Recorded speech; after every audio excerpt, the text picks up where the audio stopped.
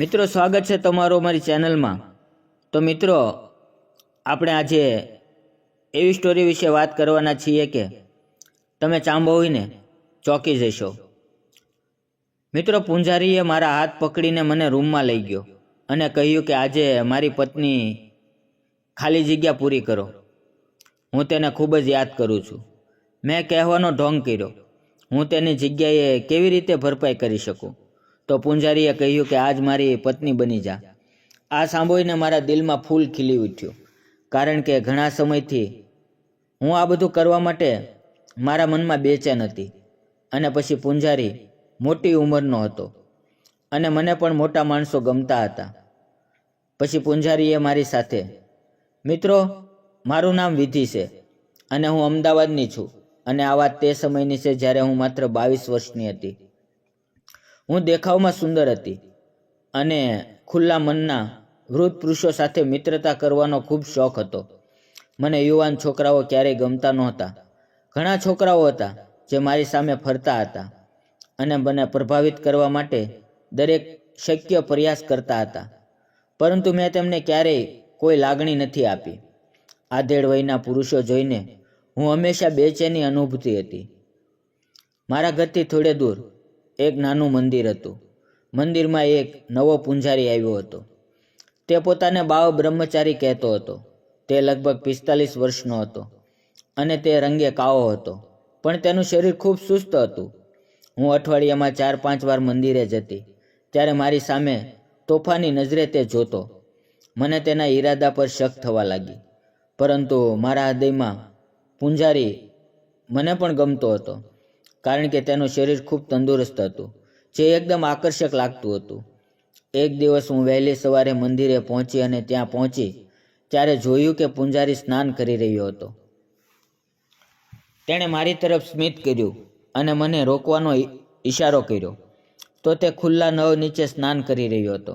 કદાચ તેને ખબર પડી ગઈ હતી કે હું તેને જોઈ રહી હતી, કારણ કે તેનું આખું અસ્તિત્વ સાપ જેવું દેખાતું હતું। મારી આંખો તેની ઉપરથી હટી શકતી નહોતી। હવે તેણે કપડાં બદલવાનું શરૂ કર્યું। કપડાં બદલ્યા પછી તે મારી પાસે આવ્યો અને કહ્યું, હું તારી પૂજા કરું છું। પૂજા કર્યા પછી તેણે શાંતિથી મારી પૂજાની થાળીમાં ચોખાની સ્લીપ વચ્ચે એક સ્લીપ ઉમેરી, જે મેં તેને મૂકતા જોઈ હતી, પણ મેં એવું વર્તન કર્યું કે જાણે મને કંઈ ખબર જ ન હતું। રસ્તામાં મેં સ્લીપ ખોલી તો તેમાં લખ્યું હતું, તું બહુ સુંદર છો, તને જોઈને મારા દરેક મોહ ખુશ થઈ જાય છે। એ વાંચીને હું ખુશ થઈ, પણ ખબર નહીં કે એમના વખાણથી મારું હૃદય અંદરથી ધબકતું થઈ ગયું હતું। હું ચૂપચાપ ઘરે આવી ગઈ અને મારા ઘરના કામમાં વ્યસ્ત થઈ ગઈ। પછી રાત્રે મેં ખાધું અને જમ્યા પછી હું સૂઈ ગઈ। થોડી વાર માટે સૂઈ ગઈ હતી અને મારા સપનામાં મેં જોયું કે પૂંજારી મારી સાથે ખૂબ જ તોફાની વાતો કરી રહ્યો છે અને મને તેની ક્રિયાઓ ખૂબ જ ગમતી હતી।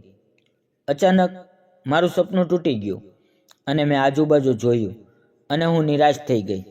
મનમાં ને મનમાં હસવા લાગી, અરે યાર, આ એક સપનું હતું। આ બધું વાસ્તવિકમાં બન્યું હોત તો? આજે સવારે વહેલા ઉઠીને મેં વિચાર્યું કે મંદિરમાં જઈને પૂંજારીને પણ મળીને તેના દિલની સ્થિતિ, તેના મગજમાં શું ચાલી રહ્યું છે તે પણ જાણી લઉં। મેં ઉતાવળ કરીને તૈયાર થઈ મંદિરમાં જઈને જોયું તો પૂંજારી ફરી એ જ ધોતી પહેરીને સ્નાન કરી રહ્યો છે। આ વખતે તેણે નહાવાનો ઘણો સમય લીધો અને મને બેસવાનો ઈશારો કર્યો। હું ત્યાં બેઠી હતી। સ્નાન કર્યા પછી પૂંજારીએ આવીને કહ્યું, મને પૂજા કરવા દો। તે વારંવાર મારી સામે ખૂબ જ ધ્યાનથી જોઈ રહ્યો હતો। કદાચ તે પણ જાણવા માંગતો હતો કે મારા મનમાં શું ચાલી રહ્યું હતું, પણ મેં અજાણ બનીને મેં તેને કાપલી વિશે પૂછ્યું। થોડી વાર પૂજા કર્યા પછી તે મારી પાસે આવ્યો અને મને હળવેકથી બોલ્યો, તમે બહુ સુંદર છો। મેં કહ્યું, પૂંજારી, તમે તો બાળ બ્રહ્મચારી છો, આવી વાત તમને શોભતી નથી। તેણે કહ્યું કે હા, આ બધું બરાબર છે, પણ હું પણ એક માણસ છું, મારું પણ પોતાનું મન છે। મને કહો કે જ્યારે હું સ્નાન કરતો હતો ત્યારે તમે શું જોઈ રહ્યા હતા? હું થોડીક શરમાઈ, પણ હિંમત ભેગી કરી અને મેં કહ્યું કે કંઈ નહીં, પૂંજારી દાદા, હું તો બસ તમને એમ જ જોઈ રહી હતી, કાંઈ બીજું નહીં. પૂંજારીએ હસીને કહ્યું કે બીજું કાંઈ નહીં તો મને કહો કે હું તમને કેવો લાગુ છું. મેં કહ્યું, પૂંજારી દાદા, તમે બહુ ડરાવણા છો. મને તમારાથી ડર લાગે છે. તમે મોટા ખેલાડી લાગો છો.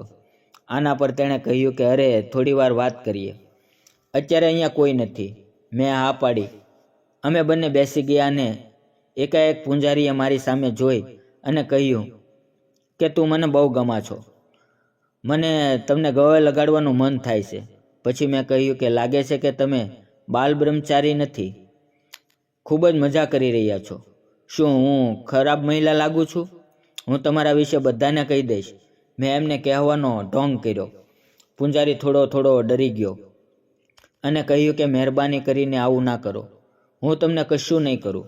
જો તમે કોઈને પણ કહેશો તો હું ખૂબ જ બદનામ થઈ જઈશ. મેં કહ્યું ઠીક છે, હું કોઈને કહીશ નહીં. અને તેણે થોડી રાહત અનુભવી. પછી પૂંજારીએ કહ્યું, અરે તમારું નામ તો કહો. અને મેં તેમને કહ્યું, મારું નામ વિધિ છે. અને હવે લોકો દર્શન કરવા આવવા લાગ્યા અને મારી તરફ જોવા લાગ્યા. મેં તેને કહ્યું, હવે હું જાઉં છું, પણ કાલે સાંજે ફરી આવીશ ને તમારી સાથે વધુ વાત કરીશ. અને તેણે હસીને મને વિદાય આપી. બીજે દિવસે સાંજે લગભગ 7 વાગ્યે હું મંદિરે ગઈ અને જોયું કે પૂંજારી એકલો બેઠો હતો. મેં પૂછ્યું, તમે આજે ખૂબ ચિંતામાં લાગો છો. મેં તેના ગાલ પકડીને દબાવ્યા. પછી તેણે હસીને મારા હાથ પકડીને કહ્યું, અરે વિધિ, મને ડર હતો કે તું મારાથી ગુસ્સે થઈ જઈશ.